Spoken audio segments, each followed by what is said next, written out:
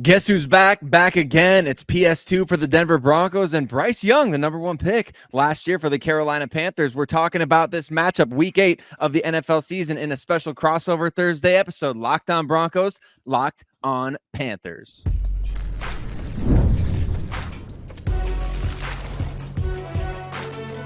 You are Locked On NFL Crossover, part of the Locked On Podcast Network.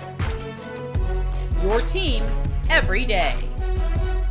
It is already week 8 of the NFL season, and we are getting ready to break down the Denver Broncos hosting the Carolina Panthers in the Mile High City this upcoming weekend. Pat Surtain looks like he may be closing in on a return to the field, and a crazy set of circumstances has potentially here, maybe not even potentially, for sure, brought Bryce Young back to the field. My name is Sarah Bettinger, co-host of the Locked On Broncos podcast. I'm here with Julian Council, host of Locked On Panthers, over there, and we're super excited to break down this matchup for you here in week 8. But got to let you know that today's episode is sponsored by Prize Picks. And if you know what, Crossover Thursday, we're always brought to you by Prize Picks. And you know what you need to do is you need to download the Prize Picks app and use the code LOCKEDONNFL. You can win $50 instantly when you play just $5. Shout out to all the everydayers out there that make Locked On Broncos, Locked On Panthers your first listen of the day every single day. Julian, super excited to talk about this matchup. I know that I think the last time you and I chatted, the Broncos and Panthers were both not very good.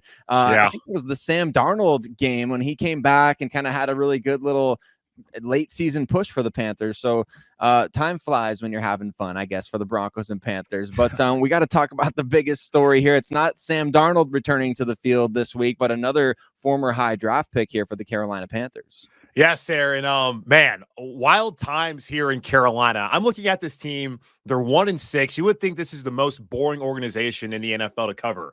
Wrong. There's always something happening. Typically, it's not the best of news. And this week, it's also not great news, but also potentially good news for the team down the road, as Bryce Young will start on Sunday, because Andy Dalton, unfortunately, got in a car accident on Tuesday here in Charlotte. He was picking up his kids from school. Him and his wife, his 3 kids, and their dog were all in the car, got in an accident. They were in a Tesla, apparently, according to Dave Canales, Panthers head coach. Airbags deployed, but they're okay, which is the best news. Saw the reporting from Jonathan Jones, CBS Sports, on Tuesday about that, and the fact that he didn't have to go to the hospital. Neither did his wife or kids or their dog. No one had to be hospitalized, was great news. But you wondered, all right, car accident, like that's obviously still serious. Is he going to practice on Wednesday? Unlikely. Will he play on Sunday? As we found out, not going to be the case, because he sprained his right thumb, which is his throwing hand. He's not going to play in this game. And Bryce Young, who was benched after 2 weeks earlier this season, is back in the saddle. And we're all wondering, is this just for this week? Is this for the weeks to come? Because I've been asked about it. The local media has asked Dave Canales every single week of Andy Dalton being the quarterback if they were going to go back to Bryce Young after that game, even when Andy played well and when Andy did not play well this past Sunday in that loss to Washington. So, yeah, kind of big news. The number 1 overall pick, where you gave up a ton to get him, is now back out there. And we'll see if it's just this week or if things are back on track as far as development of Bryce Young, and fingers crossed him being the franchise. Right. That's kind of the way that I've been looking at a lot of these teams around the league, or any situation where a veteran who we kind of know what the guy is at any position, and you see these teams kind of, putting young players on ice.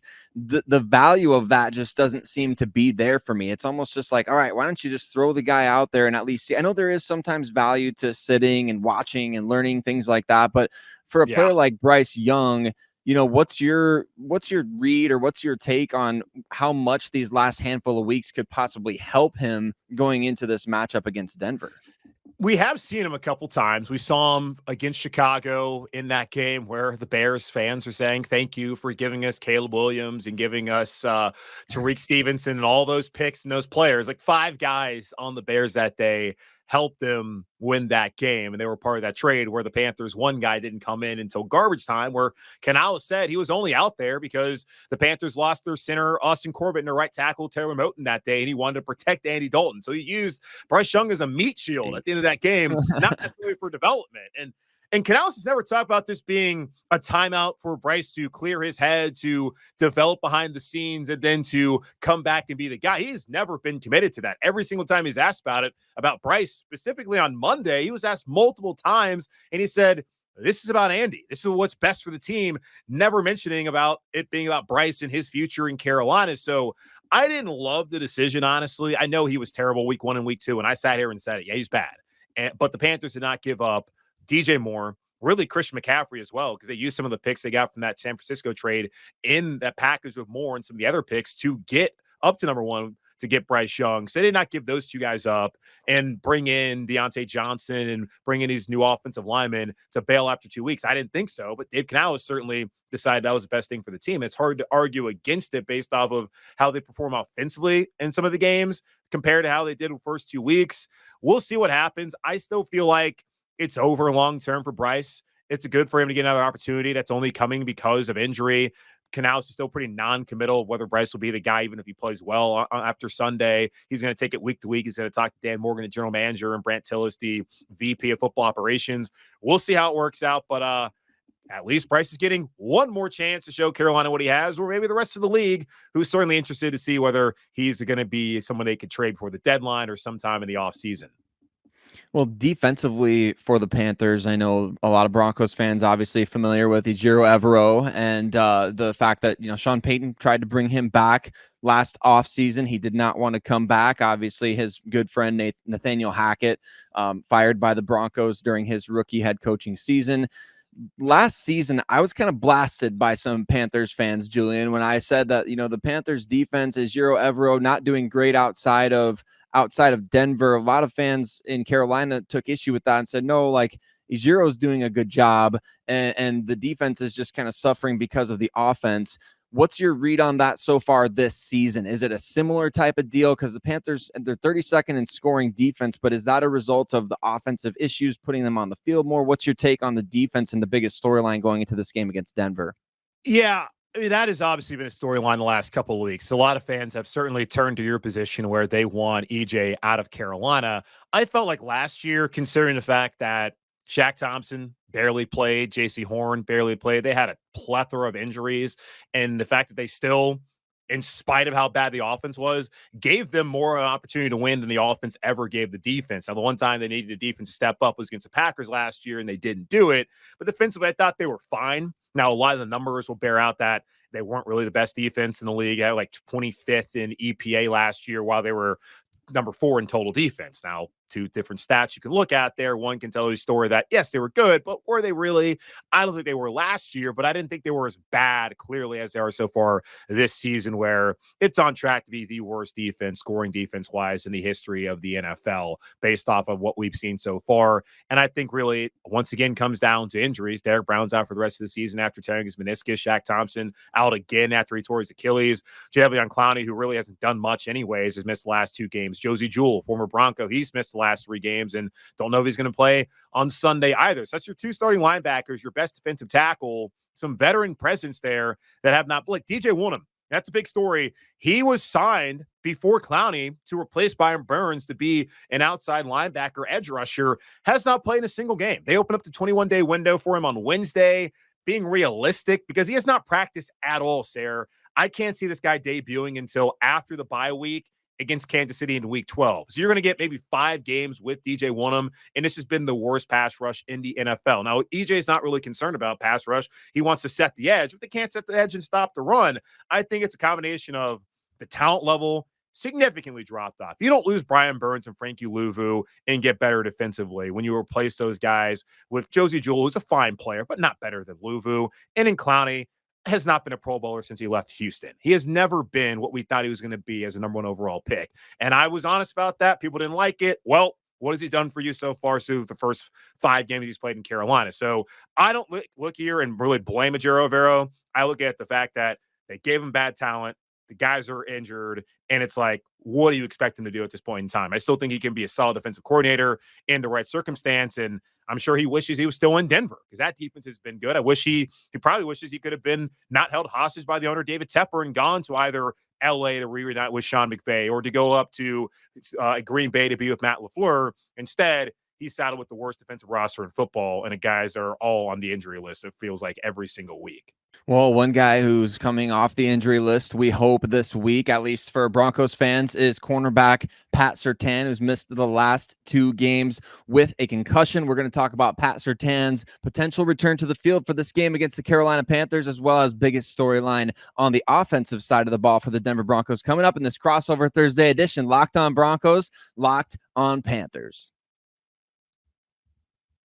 Pre-alcohol probiotic drink by ZBiotics is the world's first genetically engineered probiotic. It was invented by PhD scientists to tackle rough mornings after drinking. And here's how it works. When you drink, alcohol gets converted into a toxic byproduct in the gut. It's this byproduct, not dehydration, that's to blame for your rough next day. Pre-alcohol produces an enzyme to break this byproduct down.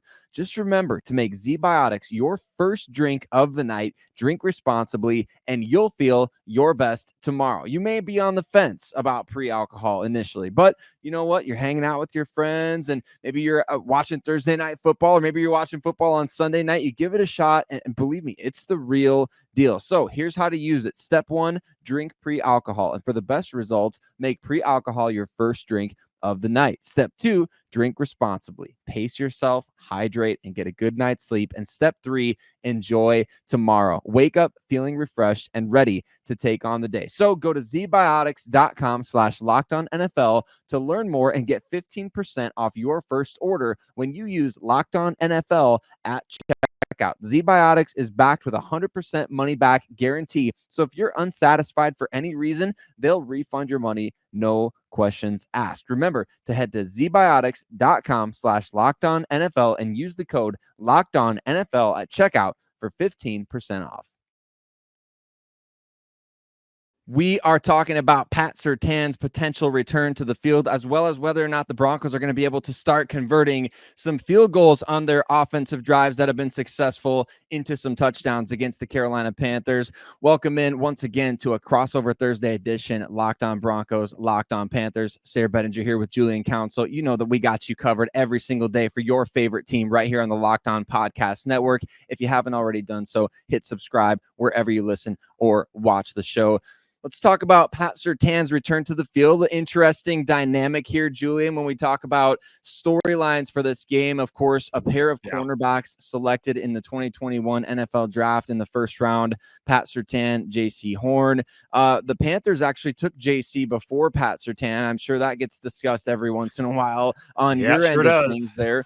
A lot of Broncos fans liked JC better than Pat Surtain in that draft class. So it's not like everybody over here is bragging all the time on their pre-draft takes there. But Pat has missed the last 2 games due to a concussion that he suffered against the LA Chargers. We've seen the Broncos defense respond differently in both of those games. Against the Chargers, they could not stop a nosebleed on 3rd down. Against the Saints, they had a lot of success against Spencer Rattler. It's going to be interesting to see, though, with Pat coming back this week, how the Panthers deploy their wide receivers and where Pat lines up in any of these matchups. Yeah, it's certainly going to be curious. Deontay Johnson last week was kind of a relative no-show. I know he's been on the injury report the last couple of weeks of an ankle injury, had 1 reception for 17 yards, and after having that reception, kind of came up gimpy. Then later on, Andy Dalton threw a pick over the middle where he was targeting Johnson, who appeared to break off his route early. Dalton was not happy about that. So we'll see now with Bryce coming back, how that relationship is able to mature. And Adam Thielen as well. He had his 21-day window open up. He had a hamstring injury after scoring that touchdown back in week 3 at Las Vegas. So we'll see whether he's out there. Then young guys like Xavier Legette and Jalen Coker as well have gotten opportunities the last couple of weeks as Thielen has been gone. But yeah, man, that whole situation where JC went to Carolina and then Pat went to Denver, it gets brought up plenty of times here. I've had people say like Carolina clearly picked the wrong guy. I don't know if that's the case. Like Pat Surtain has certainly been a better player when he's been out there than when J.C. Horn has been out there. The problem has been J.C. Horn has not been able to stay healthy for a full season so far in his NFL career. He had missed 29 of a possible 51 games heading into the season. But so far this year, I thought he has played really well. That's a guy that the Panthers, as they appear to be rebuilding once again, are going to want to continue to build around. I don't blame fans or wishing they had Pat Surtain. It's just the injury luck has not been on JC's side. And I'm very excited to see what Surtain's able to do on that side of the ball and what JC's able to do on his side of the ball, and kind of compare those two after this game once again. Yeah, it should be fun to see. I think that those two guys, obviously very talented young players, who both just need to stay healthy to live out that full potential that they've got. Offensively, the Denver Broncos this year, Julian, they are 31st in the NFL in third down offense. The Carolina Panthers, 31st in third down defense. So we've got a battle of a meeting of the minds, so to speak, here this weekend. Interested to know your thoughts, when you see what the Panthers have done so far this season, which of these two sides, the Broncos offensively struggling on third downs, the Panthers struggling defensively on third downs, like which do you feel is maybe most likely this week to have like a get right game? Because it's been a big time struggle. Like Sean Payton talked about it on Wednesday again. I'm sure that Panthers, head coach Dave Canales has had to talk about this all the time. It's just that money down, third downs, like the two of the worst teams at their respective spots here going at it this weekend. What's your take on which one's going to give this weekend? Yeah, I mean, it's a movable object versus a stoppable force in this situation. And like the Panthers are actually 30th in offensive third down conversions. No, you're right. You got it right defensively. Okay. They're terrible, but offensively, they're not great at converting either. So they're right. They're kind of right there with Denver. As far as this matchup, I have a hard time buying into the Panthers' defense's ability to stop what has not been a great offense, quarterbacked by a rookie in Bo Nix, who has had his ups and downs so far, which is not too surprising for anyone who watched Bo Nix back at Auburn and Oregon, respectively, in college. I would lean probably the Broncos having more success, primarily because when you get to third down, a lot of times you're in some longer down and distances. And if you're able to get pressure on the quarterback, you can really impact him. And a guy like Bo Nix, someone who I've seen in the past make some pretty bad decisions with the football. And yeah, I know he's done that. I know Seattle was one of those weeks early this season where he had some of those issues, but the Panthers can't get pressure on anybody, man. They're the worst pressure percentage team in the NFL, according to Pro Football Reference. Also worse in pass rushing, according to PFF. They have 7 sacks on the season, which somehow is not the lowest in the NFL. The Falcons, the divisional rival, have 6 so far this year. So if it comes down to 3rd and 8, Bo Nix sitting back there, I think he's going to have some time. And he's also pretty doggone athletic, so he can get out there, run it. Saw Caleb Williams do that a couple of times a couple weeks ago when the Panthers faced him in Chicago. I don't have much faith in this defense, especially the pass rush. And I don't know if Clowney's going to play. Not like it would really matter that much because he's not that good of a pass rusher anyways. And I don't expect DJ Woolen to come back either. So yeah, I'd probably lean Denver in that situation, which is saying a lot about where this Panthers defense is at. It's been very interesting. There's been times this year where it feels like the pressure is really causing Bo Nix to make a lot of bad mistakes. And then there's been, 3 games where he hasn't been sacked a single time. So Sean Payton really liked that about him coming out of the college ranks, that, hey, he doesn't take unnecessary sacks. He's got good, pocket presence and mobility, things like that. And we've seen him utilize that. He's 4th leading rusher among all quarterbacks this season, not just, breaking away from the pass rush, but designed quarterback runs as well. And when you look at this Denver Broncos offense, 225 yards rushing against the New Orleans Saints, the Carolina Panthers giving up over 1,100 yards so far this year. The Broncos will try to exploit that. Where do you feel like, as you look at a rookie quarterback in Bo Nix, like the struggles that he has had when he throws even one interception, the Broncos have lost. I mean, that's the story of their season. He doesn't throw a pick, they're 4-0. He throws a pick, they're 0-3. What do you think this Carolina Panthers defense can do to really get him to make those mistakes that we've seen in the tougher games that he's had?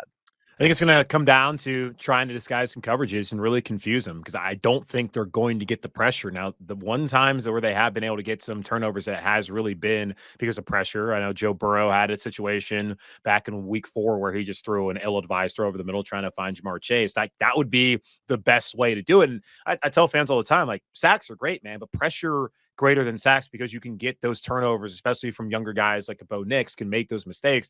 I think it's kind of comes down to trying to punch out the ball, confuse him, maybe get him to throw some interceptions. A guy like J.C. Horn, especially somebody who can run into one. The only issue is for Carolina, like every game that they have won, which is only one of them, that's the only game they didn't turn the ball over. When they have turned it over, they have lost all 6 of those games, and their opponents are leading them 58-9 points off turnovers. So they have not converted a single turnover so far this season into a touchdown. So they do find a way to turn over Bo Nix. They got to capitalize, but it's going to have to come down to them just confusing the rookie or finding a way to punch at the ball, get it out on the ground more so than being able to get the pressure and force them to make a mistake that way. Yeah, it's man, taking care of the football is going to be absolutely essential for both of these teams. But not only that, we've got some other keys to victory for both the Broncos and the Panthers here as we approach week 8 already of the NFL season. Time truly does fly, whether or not you're having fun in the NFL. There's no doubt about that. But we're going to have our keys to victory coming up, including obviously taking care of the ball, but a little bit more for that here on today's Crossover Thursday episode. Locked on Broncos, Locked on Panthers. Today's show is brought to you by FanDuel. Hey, NFL fans, you can start the season with a big return on FanDuel, America's #1 sportsbook. So when you get a hunch in the middle of the game, you can check out the latest stats, view live play-by-play, and so much more on the same page where you place your bets. So go ahead, take a look at these odds here for the Carolina Panthers and the Denver Broncos. The line is moving around all over the place this week. It's at -9.5 in favor of the Broncos. One of the only times they've been favored this entire season, with the over-under set at 41.5 points. That's actually already moved a little bit since Bryce Young was announced to be starting this weekend. So go ahead, check out FanDuel for all those different bets and props that you can make, same game parlays, player props, and so much more. You know what? There's a lot going on in this game. Whether or not you're a Broncos fan or a Panthers fan, there's something for everybody. And you'll get started with $200 in bonus bets guaranteed when you place your first $5 bet. So what you want to do is you want to go over to FanDuel.com and check it all out. That's FanDuel.com. Broncos country, Panthers fans, we are breaking down some keys to victory. We talked about it and teased it a little bit just a bit ago when we talked about taking care of the football, but there's some specific keys to victory for each team in this game here as we approach week 8. Once again, thanks so much, and shout out to all the everydayers out there that make Locked on Broncos, Locked on Panthers your first listen of the day every single day. We really appreciate you for doing so. And Julian, I'm looking forward to this game. It's football season. We can't complain. I'm looking outside. The trees are all changing colors. It's a great time of year if you're a football fan. Let's talk about some keys to victory for the Panthers, because I know Broncos fans have not been used to winning since Super Bowl 50. It's been rough times in Broncos country. Everybody's afraid, even of, it doesn't matter if you're coming in 1-6. It doesn't matter if you're coming in as, they play the Ravens next week. The Broncos country is on pins and needles waiting for this game. So maybe let's do a little fear mongering here for Broncos country. Tell them why the Panthers are going to win this game, or how they can win this game. Yeah, I got a friend here in Charlotte who is a Broncos fan. He already said to our group chat this week, it's like, yeah, the Broncos are definitely going to find a way to lay an egg to the Panthers. And now with Bryce Young, where, I saw the line. It was like 7.5 a couple of days ago. It was 8.5 when I looked at it on Tuesday. On Wednesday, it was at 9.5. So it's like, okay, that had to have obviously been the Bryce Young factor. But I don't know, man. I'm happy you said that about it's football season. And people need to be happy about it, because I get so many fans who are already asking me things that are like off-season February conversation. Like, can we just focus on the football? And focusing on the football on Sunday, the first thing they got to do, they got to show and build confidence in Bryce Young early. You showed after 2 weeks, you being Dave Canales, that you did not believe in this guy. And in seeing the team's overall effort and energy when they just blew the doors off of the Raiders in that game. I know it was final score 36-22. That game was over at the end of the third quarter, y'all. That was a bunch of garbage time that Las Vegas got after that. Bryce just clearly did not have the belief in the team. They got to find a way to get him some quick throws early on, be able to take care of the football, not ask him to do too much throwing down the field, and actually instill some confidence in him. And look, in the first couple of weeks of the season, he was 31st in EPA in week 1 and week 2. And surprisingly, week 1, that was not the worst. It was Deshaun Watson. Week 2, it was the worst, as he really struggled. Second thing got to do, they got to run the ball. That's really their bread and butter. I know Canales talked about all offseason. You want to be stubborn about running the football. That has not really been the case. Panthers are only 23rd in the NFL in rushing attempts per game, where Chuba Hubbard is leading the NFL among rushers with at least 50 attempts, and a rushing success rate at 62.1. This guy has been outstanding so far in the last year's rookie deal. The Panthers, They averaged 123 yards rushing in the last 5 games of Andy Dalton. Only averaged 74 the first 2 games with Bryce Young. Big reason is because they were not able to convert third downs. They were 2 of 22 on third down with Bryce. They've been a little bit better with Andy, only 38%, still not great, but they got to find a way to rush the ball, have success early on, get Bryce in some third and short situations to where he can make some nice throws that aren't too far down the field, have some confidence that can really build towards kind of what we got to see from him in that second half against Green Bay a year ago. And the third thing is, like we talked about, this is not a great Broncos offense. They cannot stay on the field on third down. Their quarterback has made some mistakes, but he's still learning on the job. And look, I love Bo Nix. Love his story. Dude who grew up in Alabama. His dad played at Auburn, always dreamed to go in Auburn, came in there, won his first game. Things were up and down there. Then went to Oregon, turned it around, and became a first-round pick. Would have never thought that was going to be the case, even when he started out at Auburn back in 2019. So good for him to be in this spot. But y'all, Bo Nix is not there yet, and I don't know if he's ever going to be there. The Panthers cannot let a Bo Nix-led offense, much like a Marcus Mariota offense last week, have success against them and go up and down the field like we've seen. So that's really the thing. Don't get embarrassed defensively. Find a way to run the ball, take pressure off of Bryce, and show some confidence and build some confidence in him early in the game, and at least go out there and be respectable. Yeah, absolutely. And that's the key. Anytime anybody's playing the Broncos, you want to absolutely fluster Bo Nix as much as you possibly can. I hate to do this, Julian. This is going to be so corny. I'm going to start off my keys to victory. You're going to hate me for this. I'm going to say number 1, the Broncos got to keep pounding the rock. They've gone 5 straight games with 100+ rushing. I know that's terrible. Don't Hey, you know what? Hey, you know, I had to do it. I had to. Younghoe Koo in the tunnel leaving Bank of America Stadium a couple weeks ago. Younghoe Koo is the Falcons kicker, for those who don't know. He said, keep stanking. So I'd rather your pun of keep pounding than Younghoe Koo, a kicker, out here trolling the Panthers after getting a victory. That is tough. That is tough. He deserves whatever's coming after that one. I'll say that. But yeah, you want to keep pounding the rock. Number 1 key to victory for the Broncos: 5 straight games with 100+ rushing yards, including, like I said, 225 yards against the New Orleans Saints. Number 2, they need to finish drives with touchdowns, not field goals. That has been a problem pretty much all year, as the Broncos have struggled in the red zone to the tune of, it's not been good. 52.4%, which has improved substantially in recent weeks, even, which is kind of crazy to think about. Number 3, they need to keep that pass rush heat turned up high. And I actually made these keys to victory before we found out about Bryce Young going into the lineup. I don't think that changes. I've already spoiled this for everybody that's listening for the entire season, Julian, that I'm going to have rush the quarterback on there as one of the keys to victory every week, because when you can get after the quarterback, it creates opportunities for your offense, right? That's exactly what you want to do out there. You mentioned that the Atlanta Falcons have 6 sacks on the season.